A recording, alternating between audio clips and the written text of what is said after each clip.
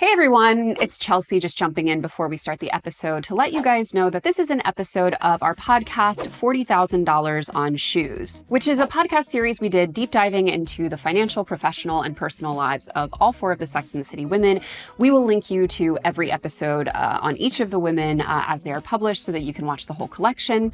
But it's important to note that although we are making these episodes free as a very special summer treat brought to you by one of our partners, which we'll speak about in a second, $40,000 on Shoes was originally a podcast for our members-only program, the Society at TFD, which is a paid membership that is probably the most important way that we support ourselves as a business. And one of the many, many things that we offer exclusively for our members is podcasts on all of the different topics that you guys request. Obviously, we have Sex and the City. And now, in addition to our existing member podcasts on everything from Gilmore Girls to Real Housewives, we also have a brand new pop culture podcast we're producing for Society members called Rom-Comonomics. It is hosted by our TFD team, and we'll be dissecting all of our favorite rom-coms from The Biggest Red Flags to The Real Cost of Happily Ever After. And right now, members can get instant access to our first episode, starting naturally with The Devil Wears Prada. So please do consider joining our membership if you want to get access to these podcasts and tons of other really cool things.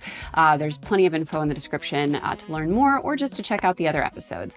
But as I mentioned, we are able to bring you these free episodes of our members-only podcast as a little summer treat thanks to our partners at Monarch. So for those who don't know, I was a longtime Mint user for my sort of budgeting app / general money management tool. And when it went away, I was very much like, what am I going to use now? I'm so used to it, blah, blah, blah. I ended up using Monarch, which is a really, really great budgeting / financial management app that was actually started by people who formerly worked at Mint. So for me, the user experience and just kind of the interface of Monarch felt very easy to understand and very familiar. And I can wholeheartedly say that if, unlike Carrie Bradshaw, you want to get a very proactive handle on your finances, one of the best things you can do is just start with a really, really good money management tool. And to me, Monarch is definitely that tool. You can use it to budget, to set goals, and to actually understand where your money's going. And you don't even have to take my word for it because the Wall Street Journal named Monarch the best budgeting app, and it was also named the best Mint replacement by Forbes, something that really speaks to me personally because, as I said, I was a longtime Mint user. Fun fact, it was actually in the first TFD book. And with Monarch, there's no ads or selling your financial data to third parties. It is just a clean, secure app that makes managing money feel way less overwhelming. And you can even create monthly summaries and interactive reports to make your money check-ins stress-free. So join me and over 1 million other Monarch users by clicking the link in our description box and getting 50% off your annual plan with code TFD.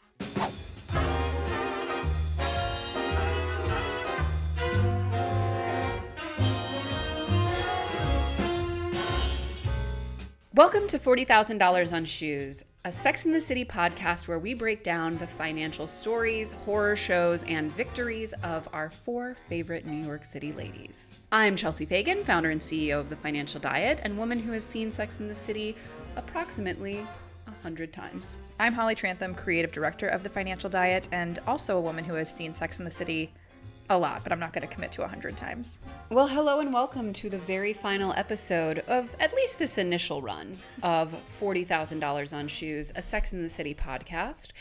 And we are ending this little 4-part series speaking about none other than the Birkin Bandit, the Manolo monster, the original influencer herself, one Miss Carrie Bradshaw.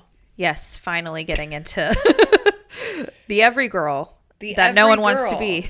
The every girl, the woman who famously pioneered the question, is it fashion or is she just skinny? The woman who inspired a generation of shopping is my cardio t-shirts. Shopping is my cardio. I use my oven for storage.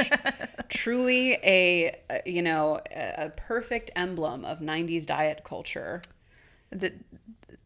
The perfect example of problematic heroin chic 90s culture. Never not, sipping on a 100% alcohol cocktail. Blasting a cig inside. Blasting a cig. Resenting people who make her go outside. Yep. Having a 12-pack abs while famously never working out. A land of contrasts, Carrie Bradshaw. Truly. So we're ending the series with Carrie Bradshaw because she is obviously the main character of the show, but also because has the most horrendously bad relationship with money throughout the show, and is in fact the reason why the financial aspects of Sex and the City have remained so part of the zeitgeist and the cultural conversation around it. I think it was honestly kind of difficult, at least initially, to think of different financial aspects of of the other characters, because I don't think any of them were bad with money in any way. And with Carrie, there's just absolutely an endless well of bad with money decisions to pull from. Do you want to talk about the cringiest moment? Her worst money moments. So many people, when they talk about Carrie's worst money moment, will talk about the aforementioned title of this show, I spent $40,000 on shoes and I have nowhere to live, and going around essentially harassing her friends to give her a $50,000 loan on a week's notice to buy a house. But I actually think that to get her worst money moment, you need to pull the lens back just slightly and be like, well, why are we in this situation in the first place on such short notice? And it is because Carrie Bradshaw, who had literally no intention of marrying Aiden Shaw or being with him long term, who was at this point essentially revolted by the sight of him, wouldn't even wear her engagement ring on her ring finger, wore it around her neck, was having him close to her heart. Closer to her heart. Man, he really swallowed that passive aggression down on that one. He then did threw it in her face later. He did want her to rub his stomach while he ate a bucket of chicken in bed. So I kind of see where she was coming from with that. Listen, I would never have been there in the first place, clearly. But this man, who she had no intention of marrying or being with long term, who she was essentially forcing to have boys' nights with her former affair partner that she cheated on him with, she allowed him to buy her apartment and the one next to it to create one large apartment for the two of them, knowing that she was not going to be with him, that she had no money to pay for it, that she couldn't purchase it herself, and that she, at the time, only had a budget for a very minimal rent-controlled apartment that it used to be before it went co-op. And even compared to someone like a Charlotte, who signed a less than great prenup with Trey and immediately quit her job upon marrying him and removed herself entirely from her, her earning potential, at least we had some protection. At this point, Carrie and Aiden weren't even they weren't even domestic partners. They had no legal obligations to each other, and he literally took mercy on her by offering her to sell the apartment back to her for what he paid for it. Insane. What do you think she was expecting to happen in that situation?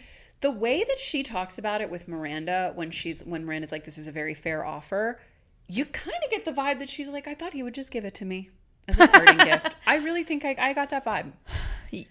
Because like there was no universe where she was going to be able to keep paying her rent-controlled rent, because when he bought that apartment, it was either she buys the apartment or she leaves. Correct. Which, again, that's a dream situation happening, especially for a pretty reasonably priced apartment. I don't know. Do you remember how much it actually went for? I don't think they say.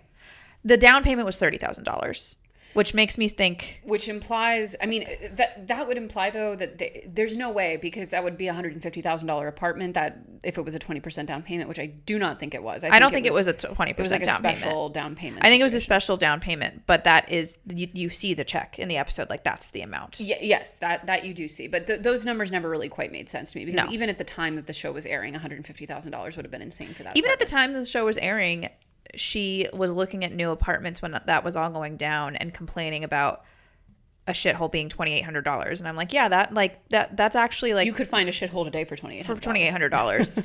So that was very relatable. But yeah, her down payment would have likely been more like $100,000.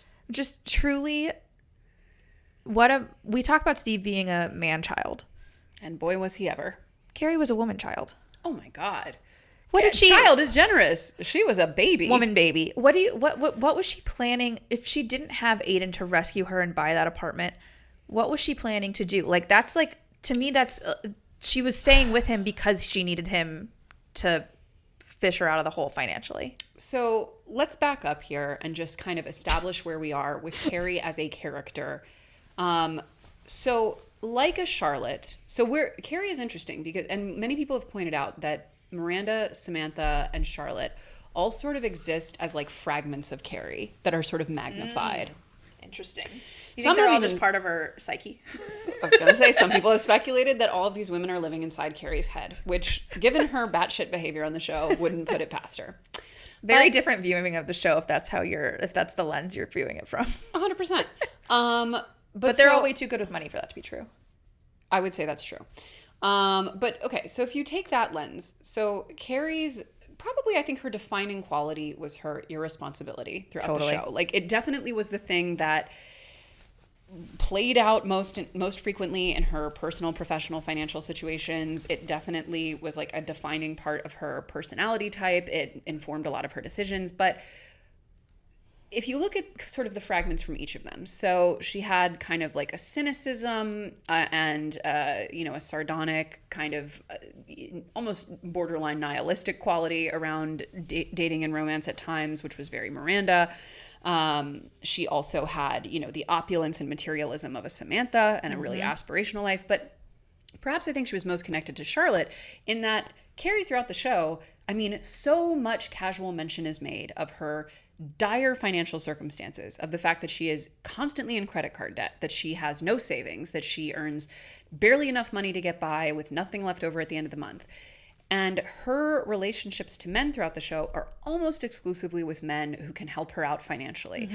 And the big difference between Charlotte and Carrie in that respect is that Charlotte was like, my man is my financial plan, therefore I will get this on paper, get this locked down, and I will make sure that I am secured. And I'm also very open and honest about the fact that my romantic pursuits are to some extent transactional in nature.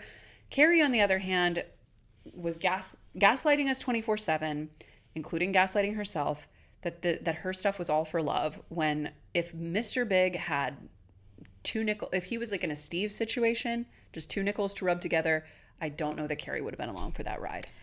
Do you remember the Timothy Oliphant episode? Wasn't he the actor? No, that was there was one actor who played two different characters. Justin Theroux played two different characters. Cute Justin Theroux. A cutie pie. Timothy Oliphant's also very handsome. Does have like fake teeth effect, but like they look very fake. He's the one who plays. He's like the 20-something guy she dates for one episode with the tongue ring, and then she wakes up in his apartment and it's a total mess. She doesn't know why she slept with him. She like totally regrets it because he's just like, he was fun for the night, but then he's like an absolute mess. His apartment's disgusting. His roommate is like using coffee filters instead of toilet paper, or using toilet paper as coffee filters. Hard to say which one is worse. Which one is worse. But like, I rewatched that episode and I was like, this guy's probably much closer to Carrie's actual financial situation than any of the men she actually dates on the show. 100%. Okay. If I'm Mr. Big, and we, of course, are going to talk quite a bit about Mr. Big, who I think was in many ways, he was mentioned as being like the new Donald Trump. He is supposed to be incredibly wealthy, incredibly handsome, desirable on the social scene, although perhaps no longer to the women that he's interested in, which we'll get into. But you know that meme, like, damn, bitch, you live like this? If that's what she experienced at Timothy Oliphant's apartment when he walked into her little shoebox apartment reeking of cigarettes. Now, granted, he also reeked of cigarettes. Yeah, I was going to say, I don't think he noticed the cigarettes. But her just like her oven full of shoes. Those are two people who are feeding off of each other's bad habits. Her little Chinese takeout boxes scattered around, her laptop, her apple cores, and just smoking cigarettes directly into her bed sheets. He was like, "Where am I, honey?" Oh, 100%. But she really, truly did. Like, and she ran from Timothy Oliphant in that episode. Like, she really, truly depended on men to take care of her. 100%. And but then also only wanted to commit to them when they were telling her all of the classic signs of, he's just not that into you. Well, okay. So let's start there. So Big and Carrie, the central relationship of the show. Can't escape him, my God. My God. And what's so incredible to me about the arc is that we get absolutely, until the very last episodes, basically, we get absolutely no indication that this man would ever be interested in anything besides casually sleeping with Carrie. He is embarrassed of her socially. He is frustrated with her personally. He, I think, lacks a really fundamental respect for her. She is desperate, and He negs her career at multiple occasions. he negs her constantly. He is always turning her down for opportunities at more intimacy or, you know, even basic relationship, you know, dynamics. Yeah, at every single turn, the message that he is sending loud and clear is that you are the kind of woman that I can hook up with, but that I will never marry or be seen with socially, until the very end when he does a 180, which, by the way, I don't know if you knew this, but they recorded multiple endings for the show. And that was only one of several. What were the other ones? The one was that she ended up with the Russian, which I would have preferred. I think one is that she ended up single. There were a couple. I would have preferred that. At this point, I would have preferred she just, like, I don't know, floated away in the Seine, because I was so tired of that character.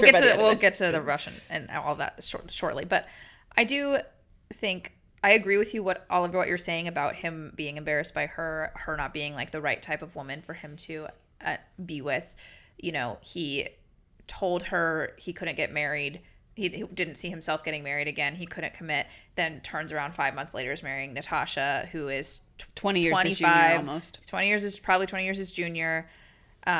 Obviously, like, tall, thin, model looking, very beautiful brunette. Very Charlotte coded. Very Charlotte coded. What's interesting, though, is, like, I think, like, watching it back now, I can definitely see the class differences between, or at least the social status differences, but which I think are class markers between Natasha and Carrie. But that's not ever discussed explicitly in the show. Totally. They harp on the fact that she's 25. That's what they latch onto, that Big is marrying a 25-year-old. Natasha's character in that show very much gave me like a Lauren Santo Domingo type, like one of the OG socialites, extremely understated, extremely private, very sort of like Carolyn Bessette, minimalist beauty. An intimate wedding with everyone, 50 of their closest friends and family, and the New York Times. But I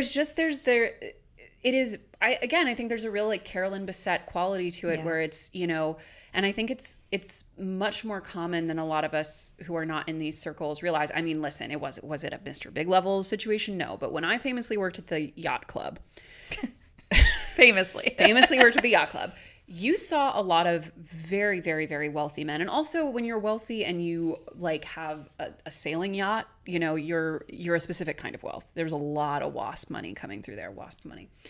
You think there's a sailing yacht? Yeah. Okay. I was thinking just like a sailboat. When you're doing like regattas and shit, and you're like chartering your boat to get like I don't even know what that is.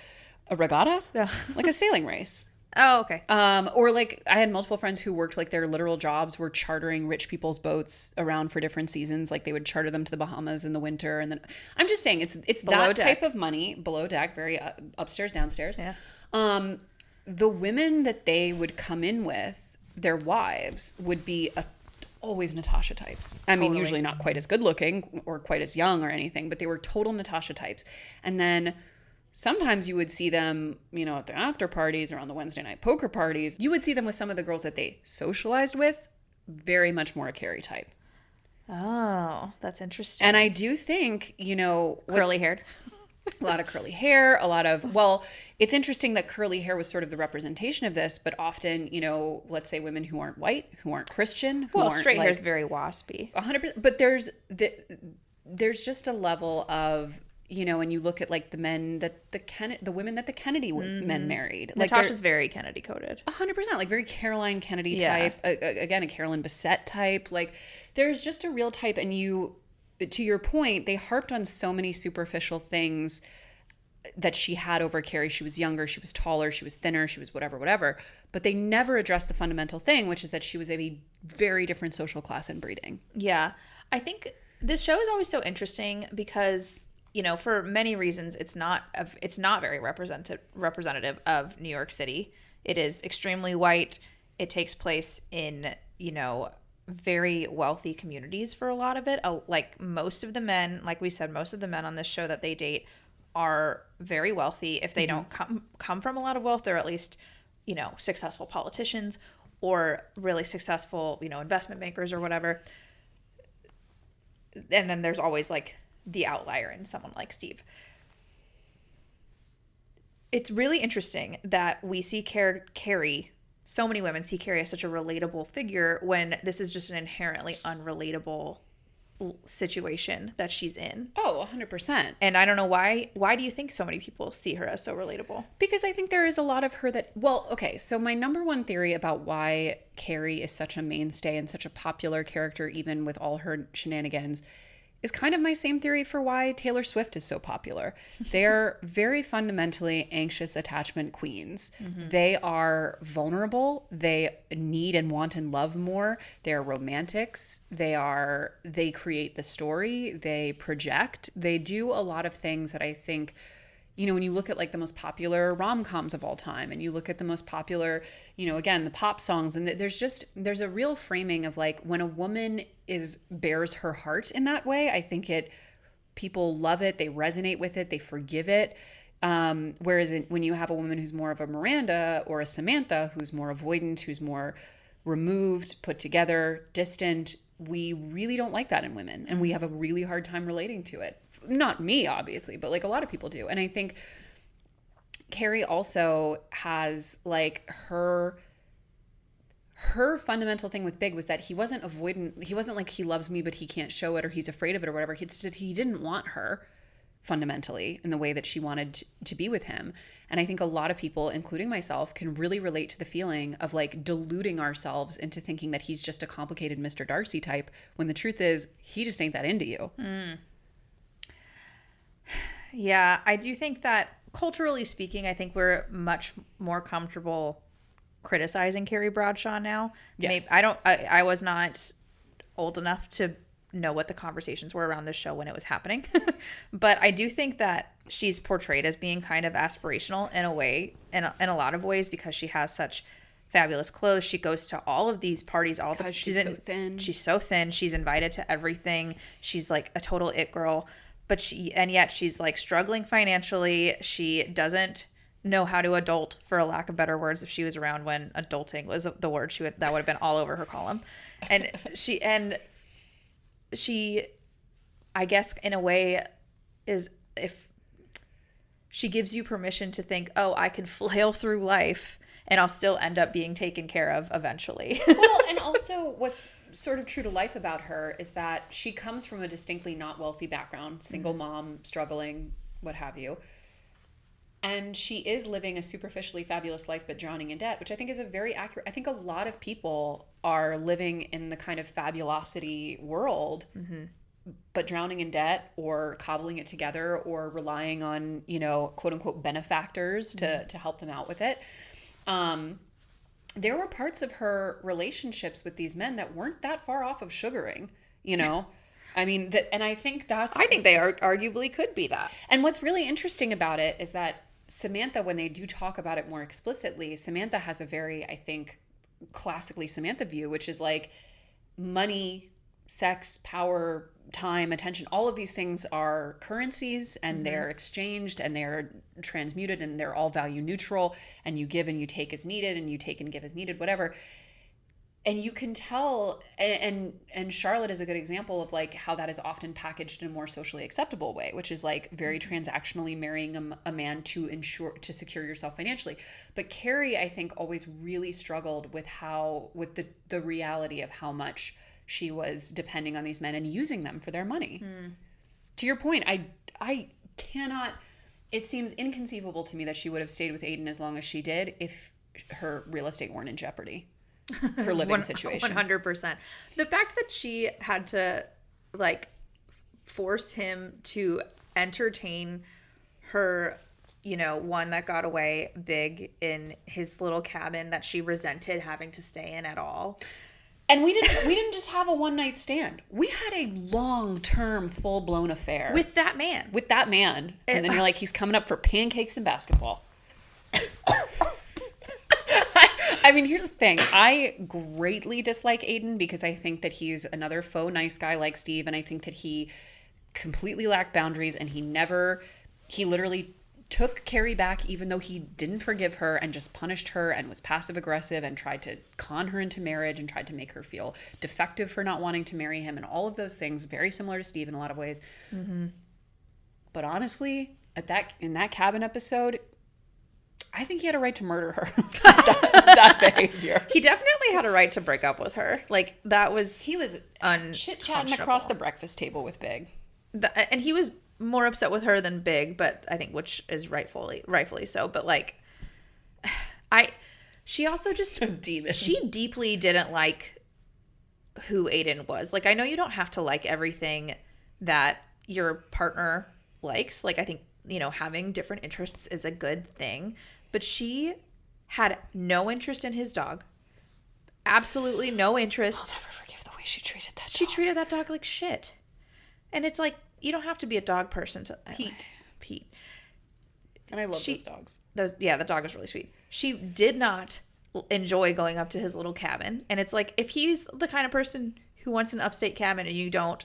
Maybe this is controversial, but I feel like from a New York City standpoint, if you do not see yourself as a country house person, especially like a mountain house person, and your partner wants one, they want to go spend every weekend in their little cabin that they're putting together in the mountains in the summer or whatever season, that is like a fundamental incompatibility. Yes, and would I love a little cottage in Hudson to pop up to? Of course. I think it should have a pool, but yes, you're not going in the mountains.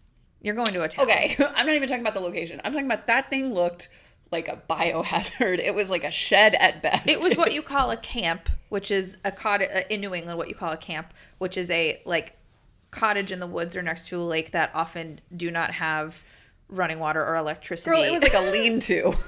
Yeah. It's like something that people would be like playing jug instruments out. Like, it was so crazy.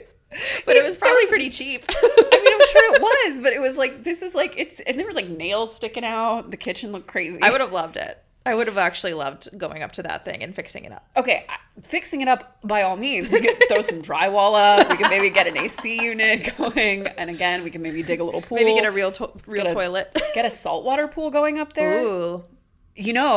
Okay. Dream. Side note, but I saw a pool recently in a place upstate.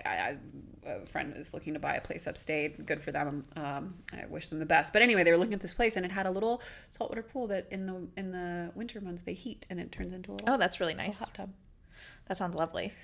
Sounds lovely because it gets cold up there. Anyway, I don't think that was at Aiden's little camp. No. And actually, I want to take this moment to say that for having the whole little saga upstate that we had, and we had a few, I think. We only saw the Hamptons like twice in the whole show, and in their social circles. Do we really? I mean, so we see it with the Hamptons hoedown where she sees Natasha. We also go to Richard's place in the Hamptons. We also, season 1, she goes to her friend's, like her couple friend's house and accidentally sees one's penis in the hallway, and then she gets sent right back home. I think Big have had a house in the Hamptons. Aiden? Big. Oh, Big would have had a house in the Hamptons. I think Samantha would have had a house in the Hamptons. They definitely do and just like that, because by that time that couple does have one, because they're about to leave for their Hamptons home when Big dies. Spoiler alert. So they definitely get one eventually, because I do agree with you. I think the Hamptons representation Natasha got married in the Hamptons. Yes. Natasha and Big got married at her family's estate in the Hamptons. No little Cape Cod and Montauk for those as they people. say on Selling Sunset, millionaires have mansions, billionaires have estates. Look at us learning. Okay, so here's a real question with the Big and Carrie saga. Should she have kept the check that Big gave her for her down payment? So my thinking is yes, because I think it was ultimately nothing to him. It was, and I know she ripped it up on principle. Miranda was already upset at her for giving her power over to a man by owing him something. But to me, she already had no power in that relationship. Also, Miranda, no offense, but what's the alternative? Just consistently give it away to a loser like Steve, please. But might as well be getting some money out of it. But and again, him being a loser has nothing to do with his finances. It is the way he acts and conducts himself in life. We go into this in depth in our Miranda episode. Check it out. But either way, I think that she fully should have kept it, because the real hit to her pride, if that was the question and principles, was asking him for it in the first place. Yes, that was the hit to her pride. Do you remember the little white, the little secretary outfit she wore in? It's kind of a sleigh. It was actually, I think most of her outfits are abominations, and I think that one's really cute. But it was funny that's how she dressed. She wears mostly little silly goose outfits. Yeah, she's very silly goose. To me, it's like, I think if she ultimately cashed that check from Big, she would never have learned anything from it. No. But does she ever learn anything anyway? Does she ever learn anything anyway? Probably not. But at least with Charlotte's ring, she ostensibly paid her back for it. I think she probably did. I think Charlotte would have been... After, the books and stuff. Yeah, I think that Charlotte would have been really upset that, would not have continued that friendship if she just, was out that whole money, that whole check. But, okay, also the thing... This isn't really anything to do with Big or Charlotte. It's Carrie's own choices.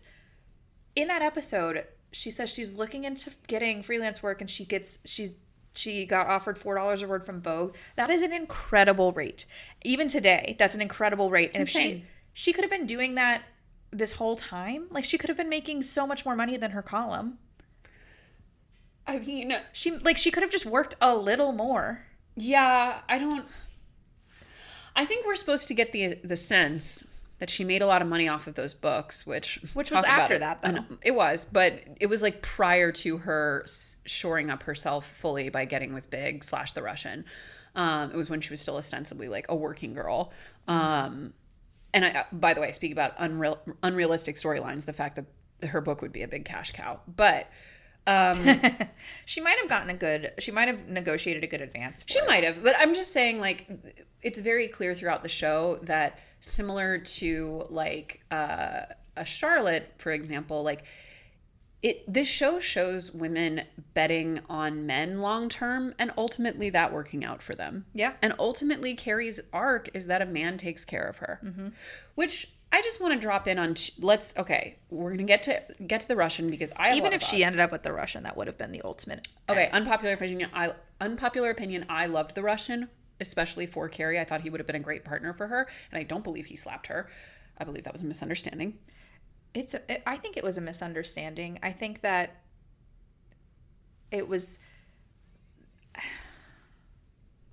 I think it was a good, way to show that he was not putting her first, sure, and was not thinking of her first, and she was not his priority, and he was kind of disregarding her, because if he was thinking of her more, he wouldn't have accidentally slapped her like that. And if he was more aware of where she was in the space, even, I think that was a physical manifestation of him not putting her first. I want to put a pin in the Russian because I want to get there, but chronologically we need to stop by Berger Town. Oh yeah, Berger. Ugh, God, what a disaster! A loathsome character. Rather Steve-coded in many ways. Rather Steve-coded, just can't see a woman succeed. Man, the tiniest. But also you're gonna be intimidated by Carrie. No kidding. Stand up, buddy. But also, I have to say, and this is maybe just because I've worked in media my whole career, and I am an author, and I do know quite a few of them. Yeah. Rarely has there been a more accurate portrayal of a certain type of male creative. 100%. Ooh. He could have also been a stand-up comedian and would have had a similar energy if she were also in that space. But there is a very specific... They should have done that. That's a missed opportunity that they didn't do a stand-up comedian. They did. For an actual love interest. Yes. I think that there's just a specific type of man who is just in every superficial way feminist, but under the surface seething with resentment and inadequacy. Absolutely. And nothing will make that volcano erupt quite like a woman succeeding in his face, especially at something that he thinks he should be better at. Oh yeah, I also think the way he left was very spot on. Oh, a coward in, a coward out. Basically emotionally cheating on your girlfriend to start, and then posted to finish. I will also say, on the Berger note, so many horrendous socioeconomic moments from Berger that we could highlight. The Fendi trip being a good example. Fun fact, the guy who plays the sales guy in the Fendi store also plays one of the main characters in Emily in Paris, and I saw him at a restaurant recently. Wait, which one? A French actor. I can't remember his name. In Emily in Paris, he plays the like owner of one of their clients who's like having an affair with her boss. Oh, yes. So cute. He's still so he handsome. is. Anyway, that was a digression. Point is, one of the things with Berger that just showed like the absolute worm that man was the scrunchie thing. Him like pouting and crying for like an entire episode about this. Wait, I don't remember this. In his dumbass male novel. So one thing about me is I don't read books by men. And she has one criticism of the book because this woman wouldn't have been wearing a scrunchie. And he could not, and she just laughed at him about it, and he could not take it. Yes, I totally remember that. Okay, just to clarify, so I do occasionally read a book by a man. I did actually, I don't. On a recent trip, but I very rarely do. And if there's one type of book that is my sworn enemy, it is the sad man novel.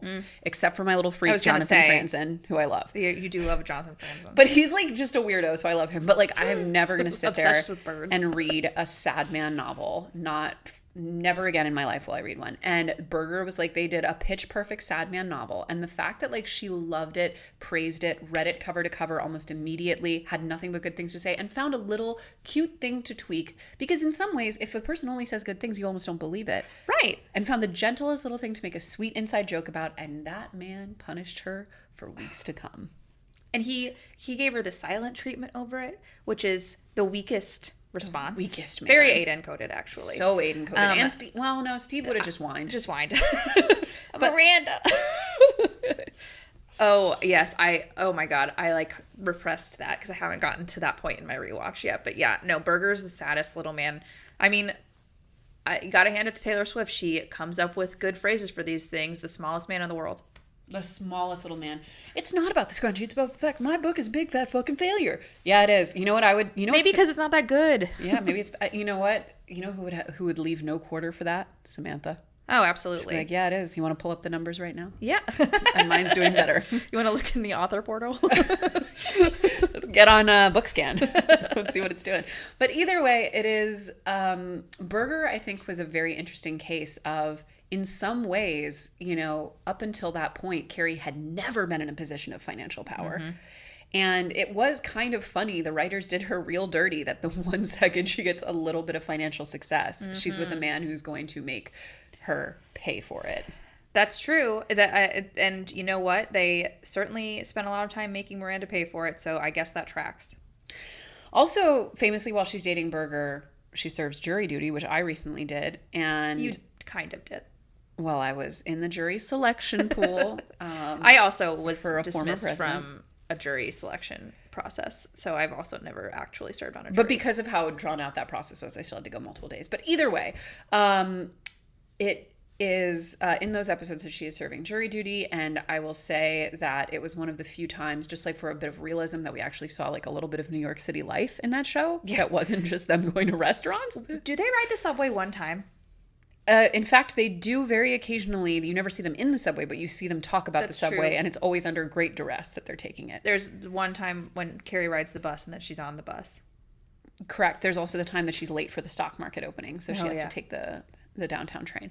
But so we pretty much ricochet from Berger right on over to the Russian, right to St. Petersburg. I don't think we go there. Here's the thing about the Russian. First of all, I think he was a Mr. Big who was actually avoidant attachment, but did really like her and had a lot of reasons to. I want to say a couple things. Number one, I don't think it was totally fair that he was treated as being such a horrible partner in Paris when you consider the context that he's like it's like the equivalent of the Guggenheim over there, and they're doing a massive retrospective that's like his entire career on display. Mm-hmm. And this is opening night where he's presenting to the curator. You couldn't give him that one. You couldn't let him be a little self-absorbed for that. So there's that. But also another thing that I liked about the Russian, in addition to the fact that I think he offered her a great life and a lot of freedom, and I think he held her way accountable on certain things, like for realities, like, you're not sure if you want kids? What are you, 37? Like, bam, right in her face. But more importantly, at one point, and this is something that I think comes up a lot with Big, is that I think a lot of the source of Big's shame with her is that she's a sex columnist specifically. Mm-hmm. And the Russian not only loves that and thinks it's really charming, which is very European coded. Totally. But also when someone tries to be snobbish about it, he completely puts them in her place and defends her. Which is something Big would have never done. Would have just laughed it off. Mm-hmm. Or agreed with it, low-key. Or agreed with it. It is interesting when when he makes her, think about whether she wants children or not, like the fact that she still doesn't know, but also like she ultimately doesn't have children and I'm pretty sure in doesn't regret it or anything. I don't think she like looks back on her life and I mean, again, like I haven't seen these movies, but I don't think she's supposed to like regret her decision to not have kids. But that like does play a big part in her waffling about the Russian. Like, am I going to be happy with this man long term when he is so much older than me? I mean, I think that is a fair question. But like, she also dates John Slattery at one point. Like, she's mostly dating older men. Yes, I mean, Big is 10 years older than her. I think the Russian is 10 years older. Older than that. Yeah, I don't know. I think he's supposed to be like mid-50s, later 50s, and so he's like maybe 15 years, like or 5 or so years older, more than Big. Yeah. Okay. But at the beginning of the show, I believe it was stated that Carrie was 32, Big was 44, 12 years. I thought she didn't know how old he was. I think it was brought up at some point. Either way, I believe he was mid-40s. I'm gonna say. No, I definitely think that. That is a man, Chris Noth is a man who's been in his mid-40s for 30 years when you look at photos. Just a man of a certain age. Yeah, like John Hamm, who just comes out of the womb at like 32. He really did. He still looks great. Yeah. So, so much ink has been spilled about the finances of her job and her apartment and all of these things not necessarily lining up.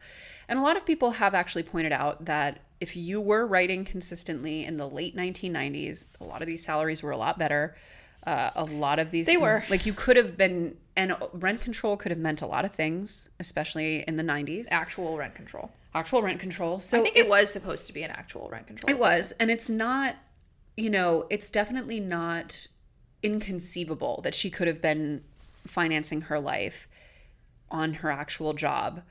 But then the flip side, and where I think it does prove itself to be actually more realistic than people give it credit for, is that she was just squeaking by and famously finds out when she tries to buy the house herself that she has $700 in checking and $957 in savings and no other investments to speak of. And she also thought that 400 times 100 was $4,000, which is queen of math shit. And Miranda does subtly like nudge her for that. Like, really? That's what you think? Like, she's like, no, it's 40,000, babe. I mean, but what's realistic about that to her as a character and why I think she is so relatable on that front is that, like, people are capable of wild levels of self-delusion about their finances. Yes, but she's baffling to me because I think as a person who does come from such an insecure background, like, I guess she just was the kind of personality type where she got any money at all and she just decided to spend it on whatever the hell she wanted. But, like, I just don't, like, how do you get from single mom working class upbringing to spending money on Manolo Blahniks? Here's where we're out of touch, Holly, is that we have worked for the past decade, you almost a decade, in the financial literacy space. I know. When I go on TikTok sometimes and I'm seeing all this, like the girl math stuff, the credit card stuff, the travel stuff, like I think... But the girl math stuff to me is mostly like people doing like tons of hauls of like shit they don't need from cheaper retailers. But the money is different. Like, I think that might be living up to people's maximums and going on credit cards. Like, I really do think, and like the fact that like everything is like Klarna, Afterpay. Like, I do think that there is, and again, because there's always this unspoken undercurrent of like, eventually we can just pull the emergency brake, marry someone, and secure our finances that way. I think there is for a lot of, because again, women are sold a very specific narrative about what success and aspiration look like. And so much of it is tied into consumerism. I think more Carries are common than we think. Yes. I think that, I think that's why like people do see her as aspirational, because she ultimately doesn't try that hard, buys whatever she wants and ends up fine. I do think the least relatable thing about Carrie is that she spends so much time hanging around her apartment in a full-on underwire bra. Oh. I mean, I do. Really? Oh, that's like the least relatable part of her to me. I mean, I know that also stems from Sarah Jessica Parker having much stricter nudity clauses in her contract than anyone else on that show did. People just don't wear bras at home? I would never wear a bra at home. I'm sorry, what? In my own home? No, that's coming off. Okay. But okay, so one thing that anyone who knows Mark and I knows about us is like Mark is either in bed or in full-on business casual. Yeah, that's not me. We don't have loungewear, really. We don't wear pajamas at home. We don't. House clothes. Like, if I'm at home, working at home, I'm in an outfit. I know you are. But you've seen me on Zoom. You know that's not me. That isn't you. And I guess I'm the outlier. It's always so funny when you just, like, when I walk out of, you know, when I walk into the living room on a Saturday morning and Mark is just sitting there in his, like, Oxford shirt and trousers and belt and sweater. It's like Mr. Rogers broke into my house. I just mean, like, Carrie also hangs out in just a bra a lot. Oh, that I'm not doing. Which is wild to me. It doesn't just, like, so uncomfortable. Yeah. But, okay, the other unrealistic thing about her is all we're doing is chugging martinis, smoking cigarettes, and eating Chinese food. Her entitlement around cigarettes to me is, I understand that it is, like, a choice people are allowed to make to smoke that much, but she gets so pissed off so many different times that she's not allowed to smoke in people's actual homes. I say let her cook. You're gonna let someone smoke inside your beautiful apartment? Yes. No, you're not. No, I'm not. You're gonna at least make them go to a window. I don't know. I have a cigarette in my kitchen every now and again. With the window open? Yeah. That's different. Okay. But all I'm saying is that Carrie, listen, this was a different time. People were smoking indoors at this time. It was starting to go down. Remember the California episode? It was already gone there. And she hated it. She was like, hated back to New York. That being said, though, the one thing where I'm like, cigarettes, like, what are we, animals? Is like, and this is a very common thing from film and television prior to very recently, which is people in bed with their paramour blasting cigs. Oh, yeah.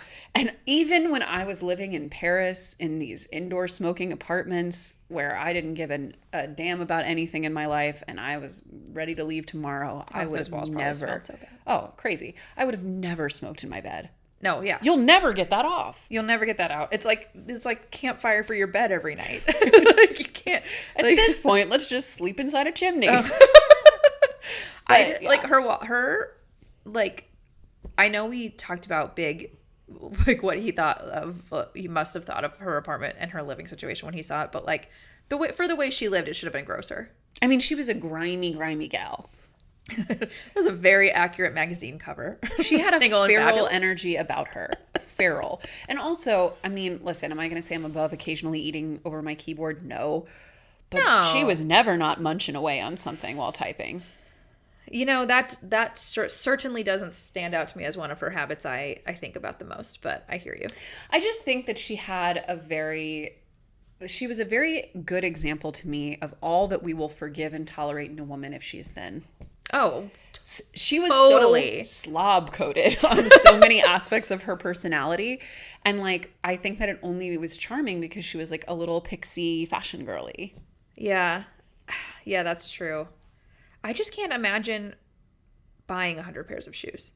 Like owning 100 pairs of shoes. Oh, well, I mean, okay. Even from a purely spatial level. Yeah, that's mostly what I mean. Although I will say, to take it back to Aiden, although I did not like that character or their relationship, they did give me my favorite couple fight of the whole show. Ooh, when he's like, when he's trying to declutter her closet and they get in that big fight and she's like, why do you have 5 almost empty speed sticks? What are you, a crazy bag lady?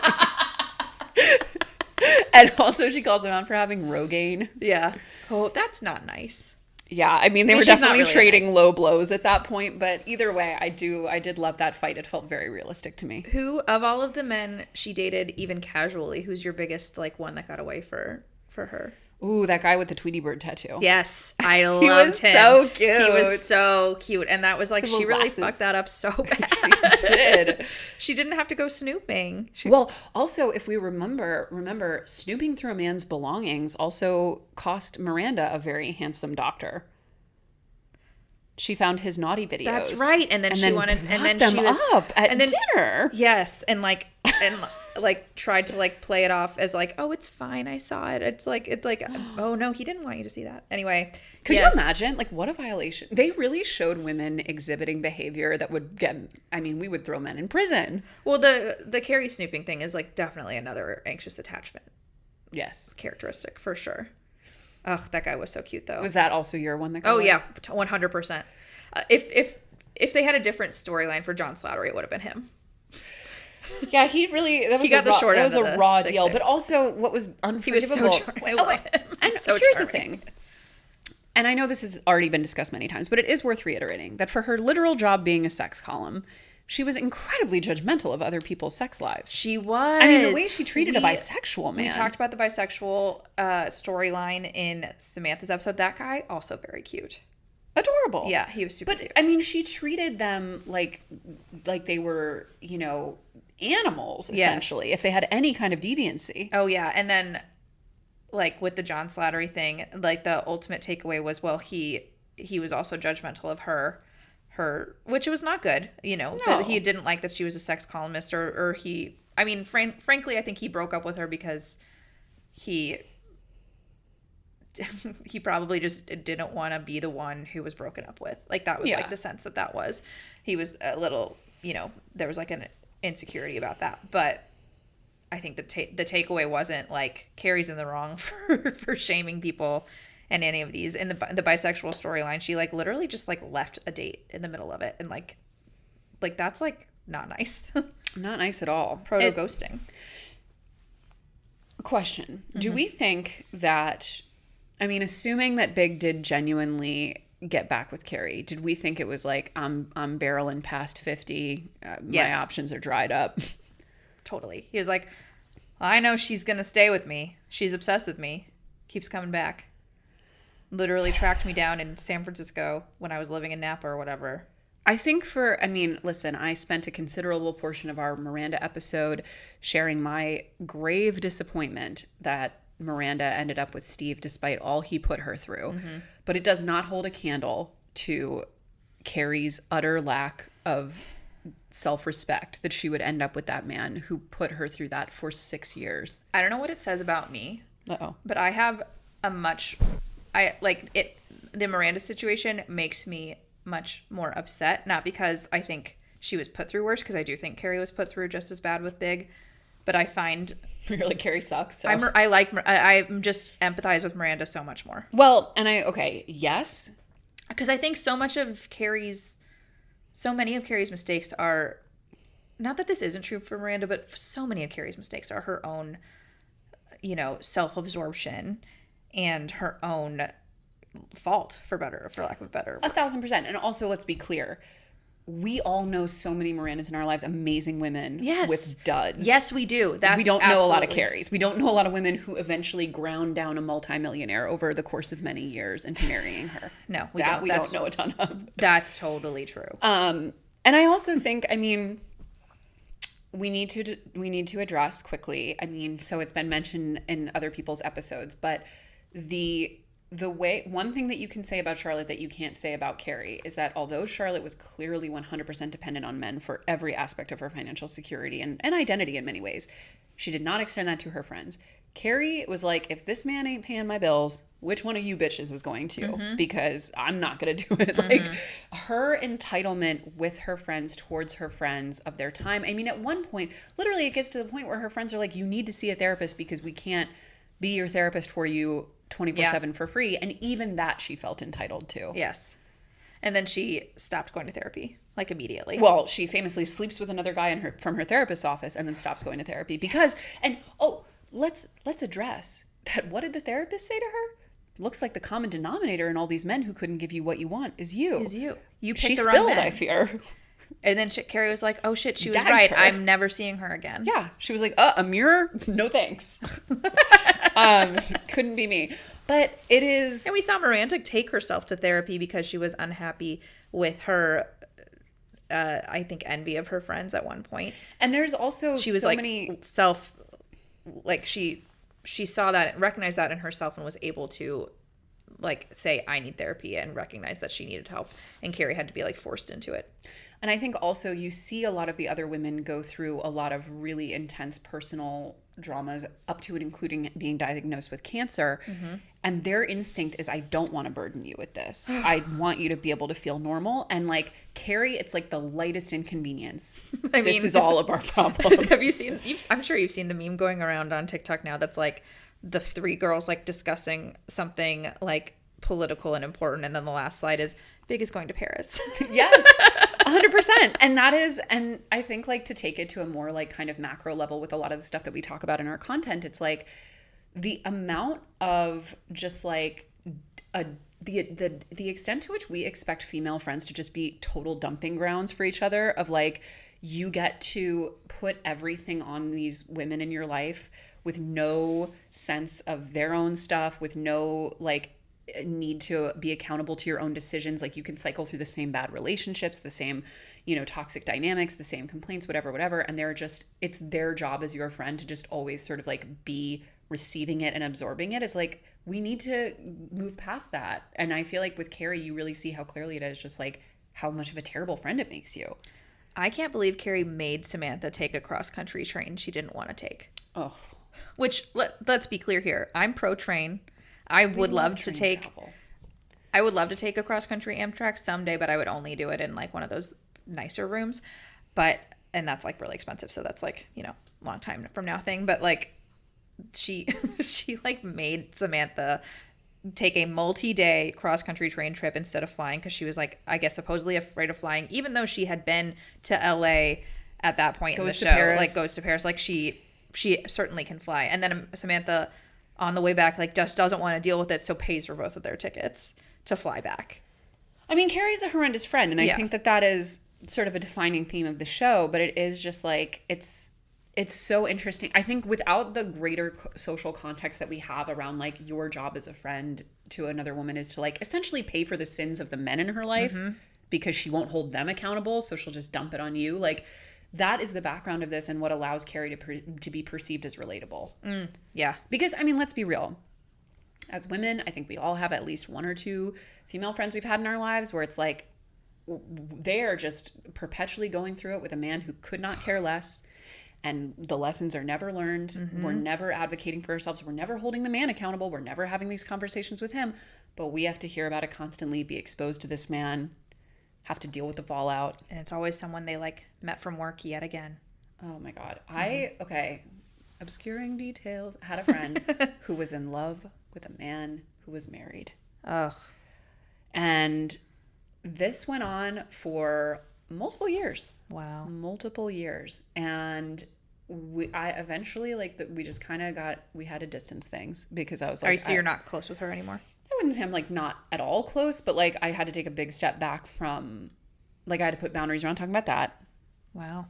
Because he was saying all kinds of things about the wife that I'm like, they all say that. I don't think it's true.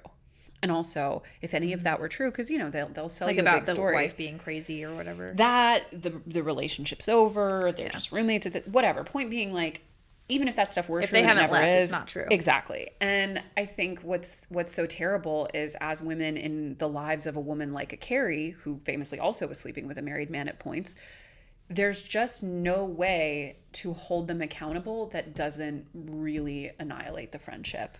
Yes. Because they'll always get rid of the friend. They won't get rid of the guy.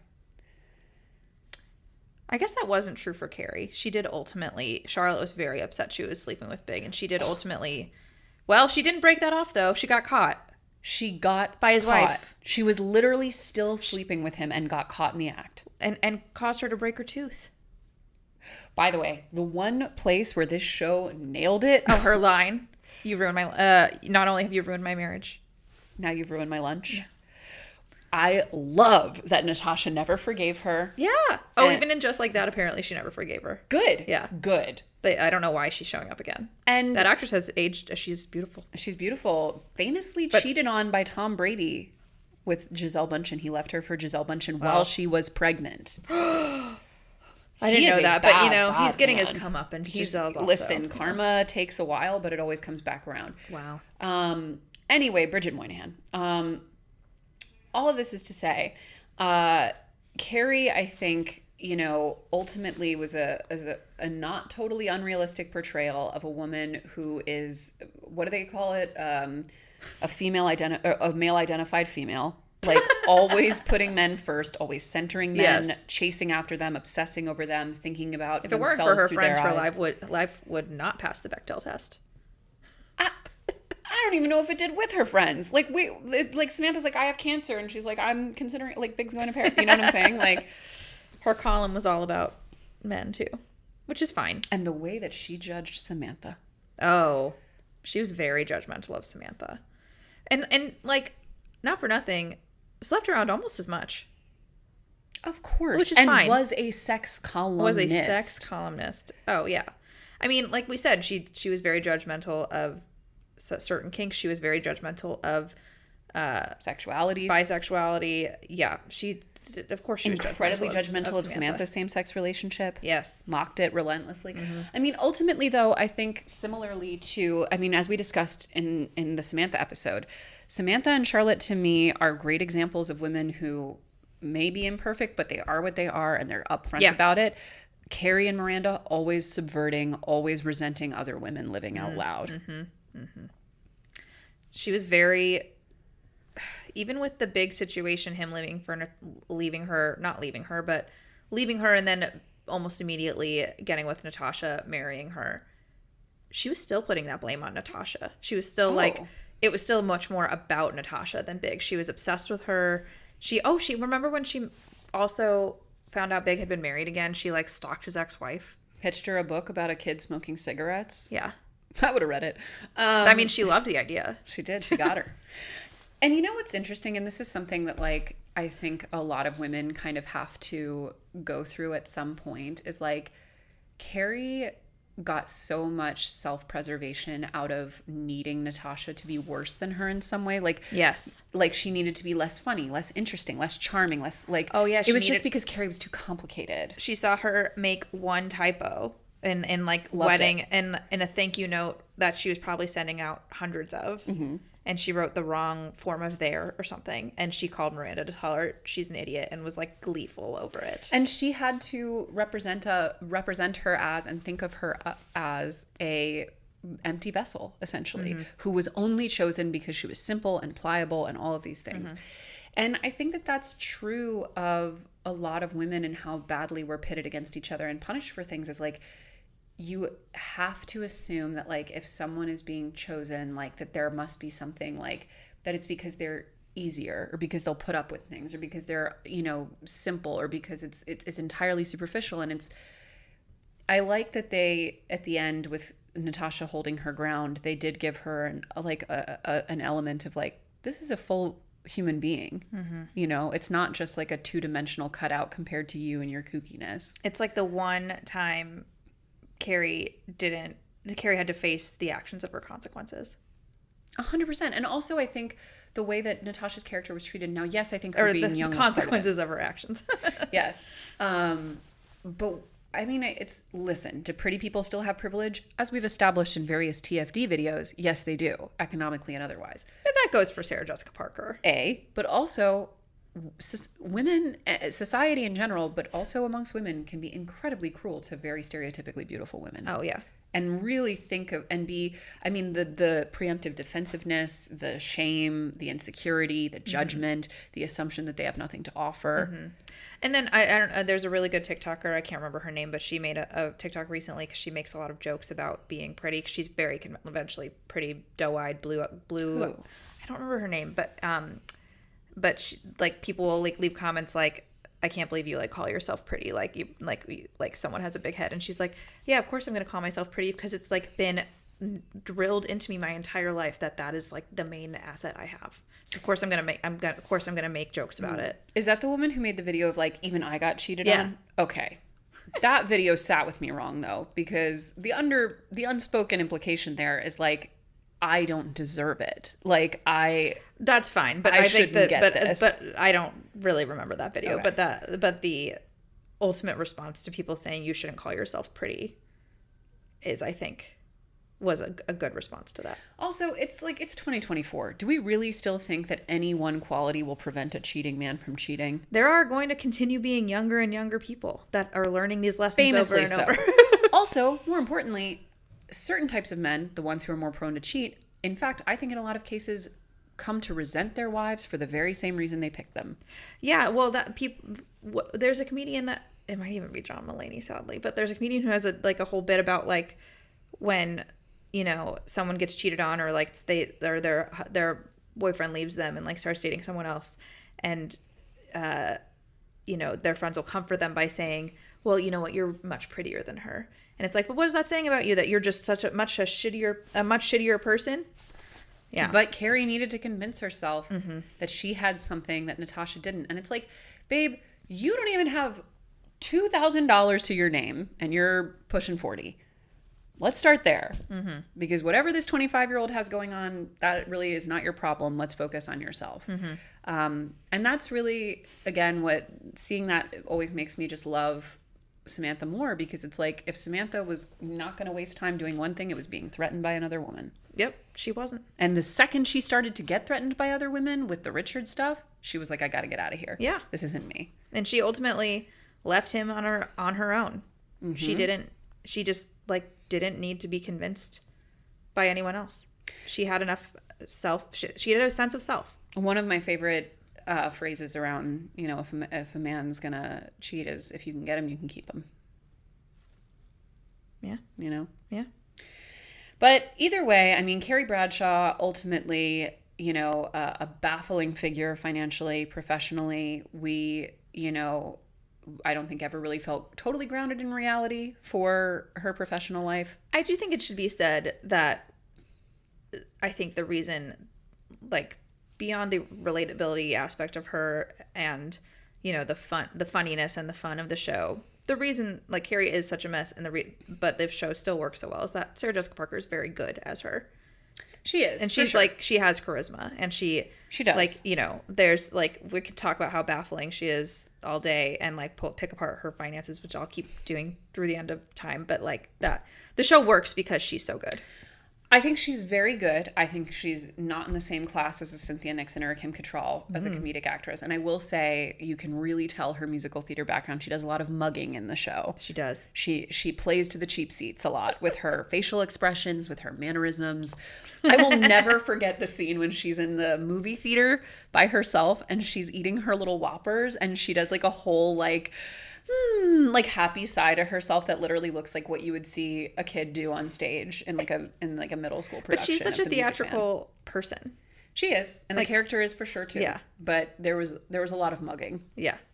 But yeah, I mean, ultimately, I think Carrie did a number on, as we famously covered in our first video essay, millennial women may never recover from the rom-com. I think similarly, a lot of women aren't going to recover from Carrie Bradshaw.